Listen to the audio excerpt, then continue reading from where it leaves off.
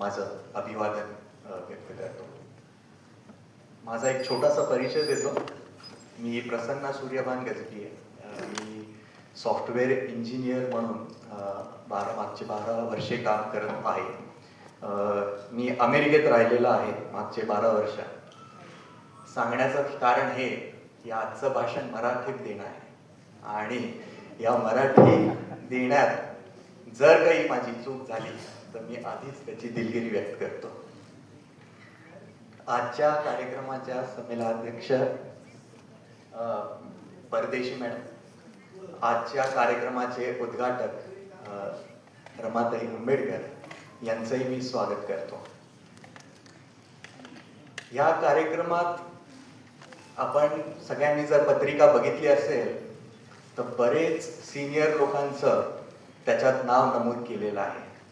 आणि जसं आता डॉक्टर रेखा मिश्रा मॅडमनी सांगितलं की ह्यांच्या सगळ्यांचे आम्ही बोटं पकडून किंवा त्यांच्या खांद्यावर उभे राहून या चळवळीचा भाग घेत आहोत, असे व्यासपीठावर असलेले सगळे मान्यवर आणि मला माहीत आहे आपल्या प्रेक्षकांमध्ये पण बसलेले बरेचसे असे आपले मान्यवर आहेत, त्यांचंही मी स्वागत करतो.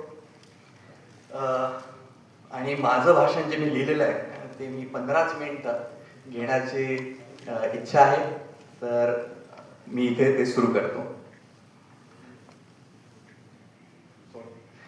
आधीच सूचना मिळालेली आहे थोडक्यात करायची, तर थोडक्यात प्रयत्न करतो मॅडम.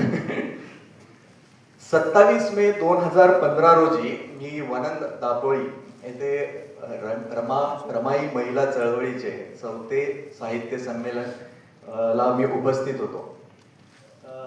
आपल्या सगळ्यांना माहित आहे हे आपल्या माता रमाईचे गाव आहे, जन्मस्थान आहे. रमाई फाउंडेशन आणि त्यांच्या कार्याशी माझी नाळ जोडण्याची यापेक्षा उत्तम ठिकाण असू शकलं नसतं. आज परत 27 मे 2026 रोजी पुणे येथे आयोजित 12व्या रमाई महिला चळवळीचे साहित्य संमेलनाचं स्वागताध्यक्ष म्हणून माझी नियुक्ती झाली आहे. ही जबाबदारी मिळाल्याबद्दल मला अभिमान वाटतो आणि हे कार्य मला आपण सर्वांना दिल्याबद्दल आपल्याकडे आज दिवसभर चर्चा आहेत, महिलांचा सन्मान आणि गौरव आहे, कवी संमेलन आहे, नाटक आहे, या सगळ्या उपक्रमामध्ये आपल्याला सहभागी होण्याबद्दल संधी दिल्याबद्दल मी रमाई फाउंडेशनचे मनपूर्वक आभार मानतो. सर्वप्रथम ज्यांच्या नावाने आजचे संमेलन भरवण्यात आलेले आहे त्यांना मी अभिवादन करतो. बाबासाहेबांनी वर्णन केल्याप्रमाणे रमाई एक सुहृदय, उदात्त मनाच्या आणि पवित्र चरित्राच्या स्त्री आहेत. त्या धैर्याच्या मूर्ती आहेत, त्यागाचे प्रतीक आहेत आणि दुःखांवर विजय मिळवणाऱ्या आहेत. त्या एक आदर्श कन्या, जबाबदार भगिनी, खरी मैत्रीण आणि समान भागीदार, तसेच एक प्रेमळ व संरक्षण माता आहेत. त्या महिला चळवळीच्या आरंभबिंदू आहेत, कणा आहेत आणि प्रेरणास्थान आहेत. पूर्वीच्या दलित वर्गांच्या आणि आजच्या बहुजन वर्गांच्या नेत्या म्हणून या कोणापेक्षाही कमी नाहीत. अशा या महान नेत्याबद्दल आणि त्यांच्या योगदानाबद्दल आपल्या मनात कोणतीही शंका राहू नये आणि आज त्यांचा स्मृतिदिन आहे म्हणून काही इतिहासाच्या स्मृतिपटलावर आपण एक नजर टाकूया.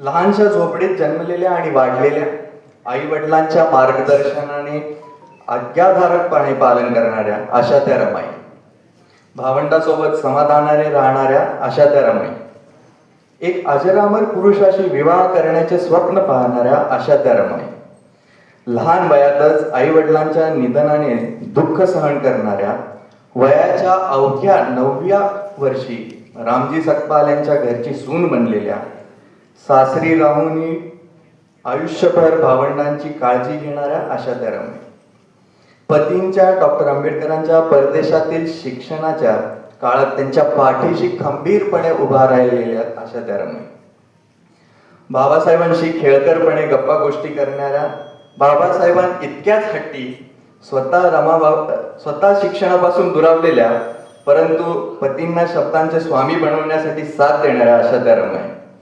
पतींसाठी अखेर काही अक्षर शिकण्यास तयार झालेल्या, पत्र लिहिण्यापुरता का होईना ज्ञान मिळवणाऱ्या अशा त्या रमाई, पतींच्या अनुपस्थितीत कठीण दिवस काढणाऱ्या, बाबासाहेबांची प्रतिष्ठा जपण्यासाठी रात्री कष्टाने पैसे कमावणाऱ्या अशा त्या रमाई. सूचना मिळाल्यामुळं आता मी चळवळीच्या त्यांच्या योगदानाकडे वळतो. BIT चाळीतील महिलांच्या वेदना जाणून घेणाऱ्या, कष्टाच्या कामाने पैसे मिळवून ते नवऱ्याच्या हाती देणाऱ्या, दारुड्या आणि अत्याचारी नवऱ्यांनी त्रस्त रटणाऱ्या आणि कोणी वाली नसलेल्या या स्त्रियांची व्यथा खरी जर ओळखणाऱ्या कोण असतील तर त्या रमाई होत्या. आणि ह्याची जाण आणि ह्याची आठवण बाबासाहेबांपुढं आणणाऱ्या सुद्धा त्या रमाई होत्या.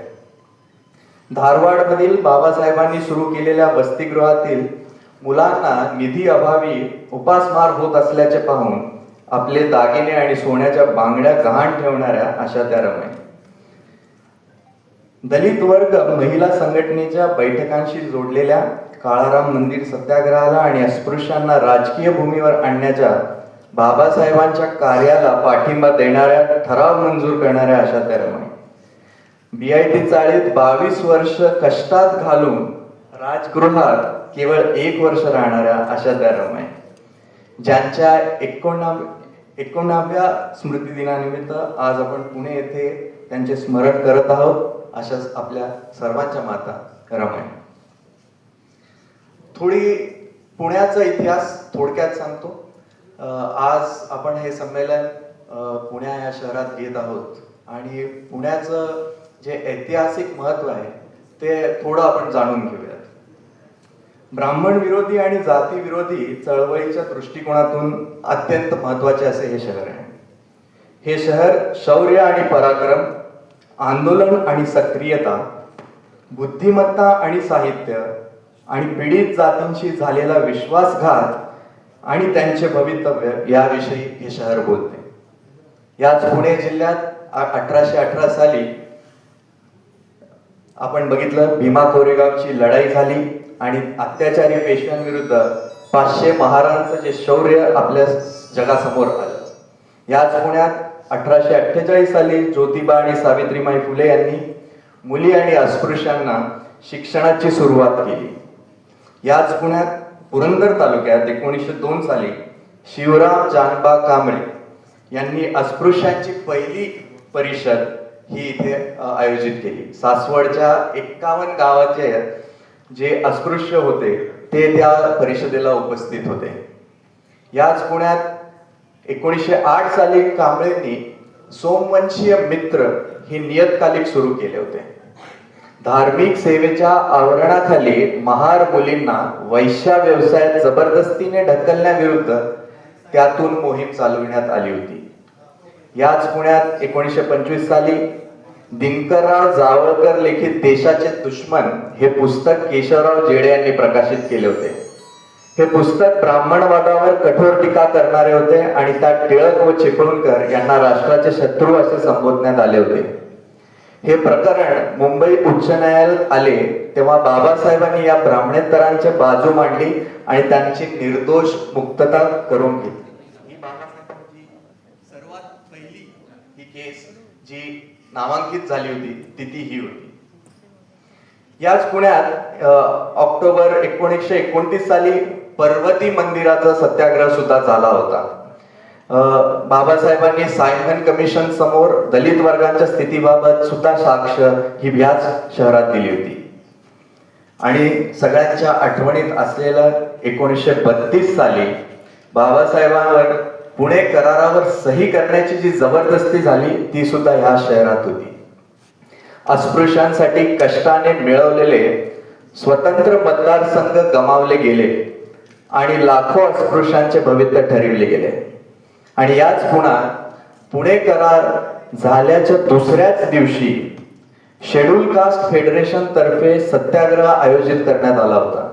अनेक स्त्री पुरुषांना अटक झाली होती. अटक झालेल्यांमध्ये श्रीमती शांताबाई दाणी आणि श्रीमती गीताबाई गायकवाड या सारख्या महिलांचाही समावेश होता.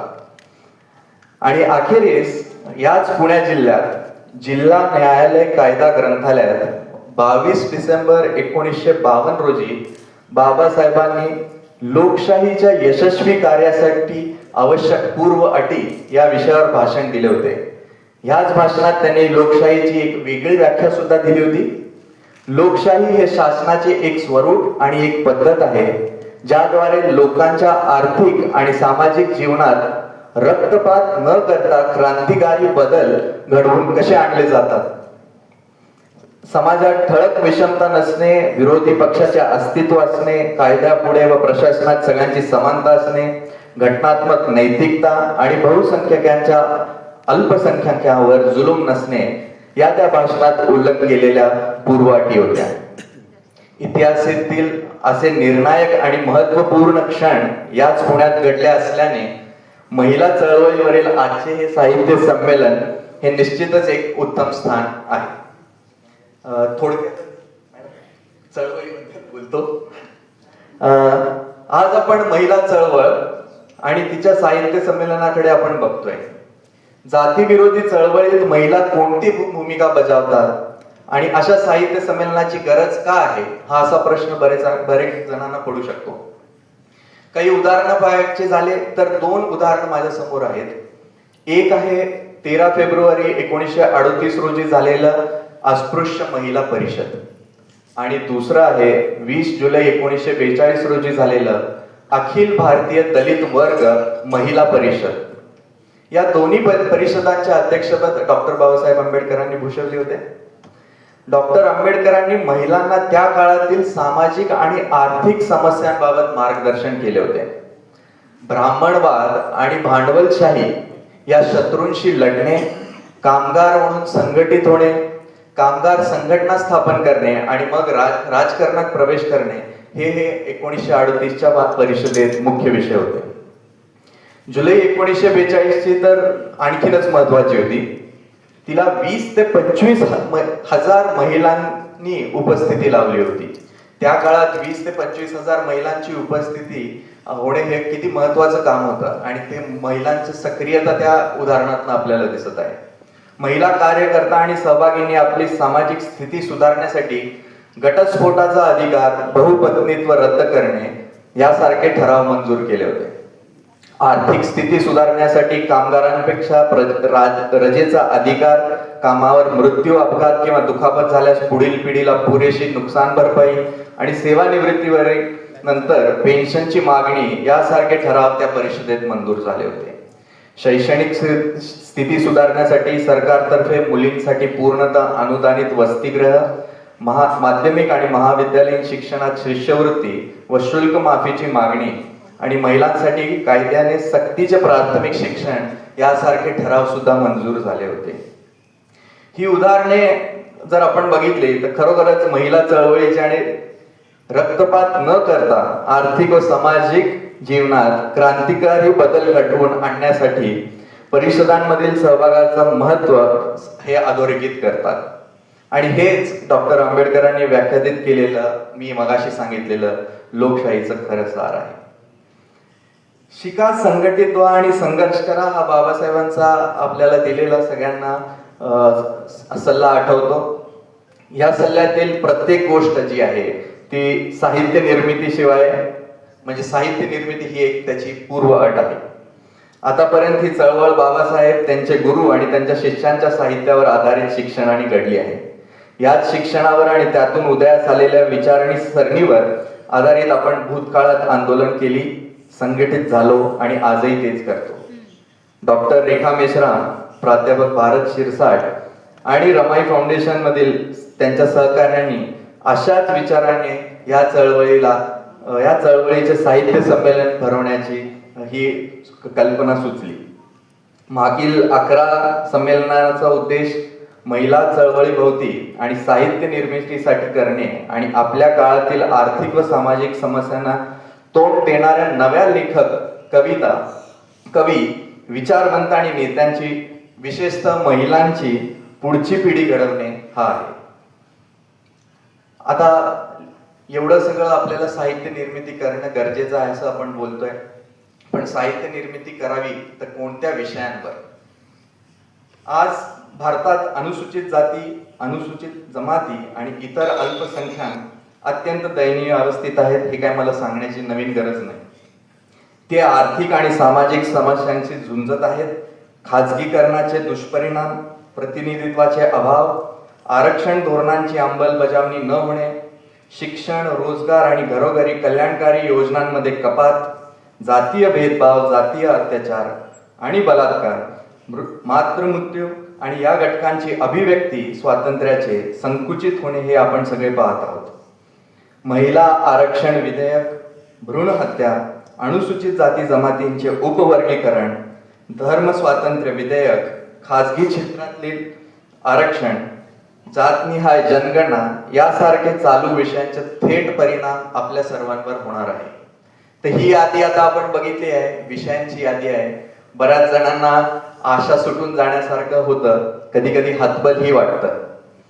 या विषयांवर साहित्य निर्मितीसाठी एकदम किंवा क्रांतिकारी बदल घडवून आणेल असाही प्रश्न आपल्या समोर येऊ शकतो. परंतु मला एक आठवण करून द्यायची म्हणून की ज्या जुलै 1942च्या भाषणात बाबासाहेबांनी कमिटीला सांगितले की शिका, संघर्ष करा आणि संघटित व्हा, हे एक अधुरं वाक्य आपल्या समोर आणि आपल्या सर्वांच्या आठवणीत आहे. त्या वाक्यात अजून 2 गोष्टी बाबासाहेबांनी सांगितल्या होत्या ज्याचा आपण फार विचार करत नाही.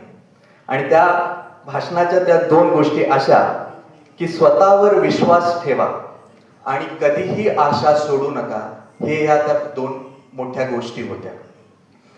मग आपल्या समोर आज आपण या संमेलनात आहोत. अशा संमेलनामुळे आपल्याला तो विश्वास आणि ती आशा निर्माण होईल अशी मी एक इच्छा व्यक्त करतो. आपल्या लोकांच्या सगळ्या जीवनामध्ये एक सकारात्मकता बदल, क्रांतिकारी बदल घडवून आणण्याची आपल्याला इथे संधी मिळेल आणि अशी मला एक आशा व्यक्त करावी वाटते. पुन्हा एकदा रमाई फाउंडेशन, त्यांचे सगळे आयोजक आणि सहकारी यांच्या सगळ्यांचा मी एक आभार मानतो आणि सर्वांचे या संमेलनात स्वागत करतो. जय भीम, जय भारत.